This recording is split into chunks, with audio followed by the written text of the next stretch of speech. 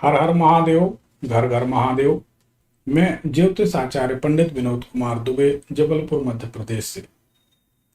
हम आपके समक्ष एक विचार रखना चाहते हैं। इस विचार पर आप भी विचार करिए कि मेरा विचार कैसा है और हमारे विचार से क्या आपका विचार मिलता है या नहीं। एक पुरानी बात याद आती है, कुछ वर्ष पहले की। महाशिवरात्रि की रात्रि की बात है। हम नर्मदा जी के किनारे भगवान भोलेनाथ की पूजन आराधना कर रहे थे। सैकड़ों लोग हमारे साथ थे, हमारे शिष्य, हमारे सहयोगी। पूजन करते करते समय 4 बार श्रृंगार किया जाता है। भगवान को चारों बार दूल्हा बनाया जाता है। नाना प्रकार के अभिषेक होते हैं। बहुत बहुत बहुत ही सुंदर श्रृंगार होता है। आप अभी इसी वीडियो में वह श्रृंगार भी देख लेंगे। उसी शिवरात्रि में जब रात्रि समाप्त होती है, चौथे प्रहर का श्रृंगार होता है।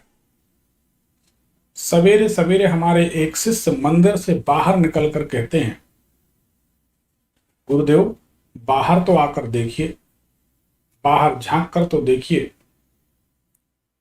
कितना सुंदर, कितना मनोरम दृश्य है। सूर्य उदय हो रहा है।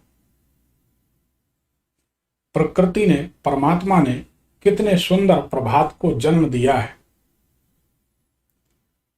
पक्षियों का मधुर मधुर संगीत, महाशिवरात्रि, फाल्गुन का महीना, फाल्गुन के महीना में ठंडी ठंडी हवा। पता नहीं क्यों महादेव की कृपा या प्रेरणा से हमारे मन में एक विचार उत्पन्न हुआ। हमने उन शिष्य से कहा कि देखो बेटा, क्यों ना तुम ही भीतर आ जाओ, मेरी बात मानकर इस मंदिर के अंदर आ जाओ। बाहर भटकते भटकते, बाहर देखते देखते, झांकते झांकते,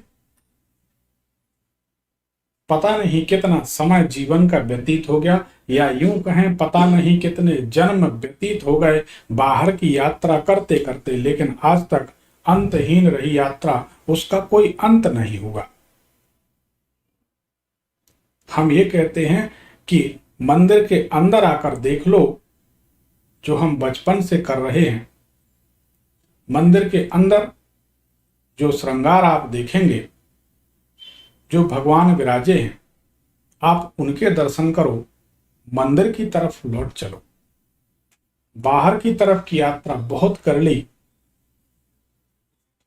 जिस सुबह को, जिस प्रभात को, जिस सूर्योदय को आप देखकर आनंदित हैं, आह्लादित हैं, प्रसन्नचित्त हैं, उस प्रभात को, उस सूर्य को जन्म देने वाले परमात्मा को हम देख रहे हैं और आप बाहर प्रभात देख रहे हैं। यह दो अंतर है। दूसरी, आप एक ऐसी सड़क पर, ऐसे रास्ते पर यात्रा कर रहे हैं, बाहर की यात्रा, जो बिल्कुल सर्वथा अंतहीन है। पृथ्वी का अंत कहीं होना ही नहीं है। आप चले जाइए, चले जाइए। अब आप कल्पना करिए कि जिस मार्ग का ही अंत नहीं है, उस मार्ग पर यात्रा करके आप कौन सा फल प्राप्त कर सकेंगे। और इतिहास गवाह है, आज तक किसी भी मनुष्य ने बाहर की यात्रा करके कुछ भी हासिल नहीं किया, जब तक कि वह लौटकर अपने मंदिर में नहीं आया। लेकिन मंदिर के अंदर की जो यात्रा है, वह यात्रा निश्चित रूप से सफलतादायी है। परमात्मा की कृपा प्राप्त होगी तो ही शांति मिलेगी। बाहर कोई शांति नहीं है। ये समाज की अंधी दौड़ है। इसमें हम कब तक भटकते रहेंगे, कब तक माया के इशारे पर नाचते रहेंगे। आज तक इतिहास गवाह है, किसी को कोई प्राप्ति नहीं हुई बाहर की दौड़ में। किसी ने ये नहीं कहा कि बाहर माया के लिए दौड़ते दौड़ते मुझे मायापति या भगवान मिल गए।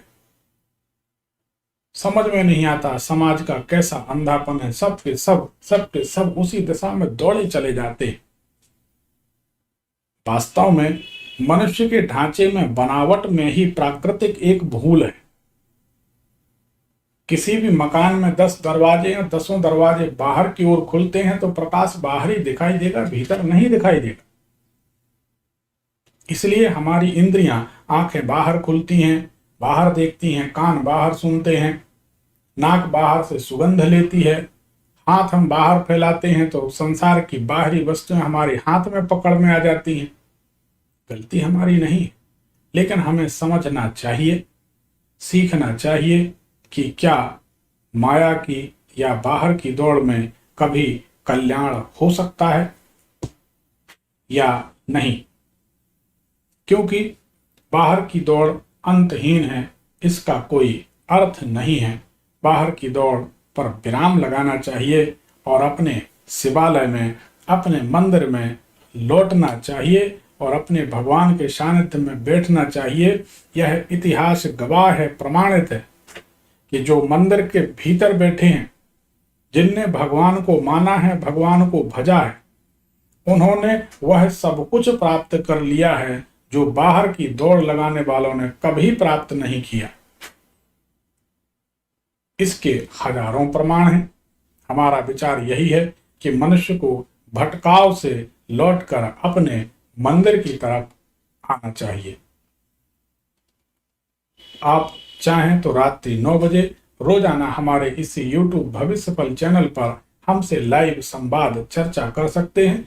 किसी भी तरह की ज्योतिषीय समस्या के समाधान के लिए रोजाना हम लाइव होते हैं। धन्यवाद।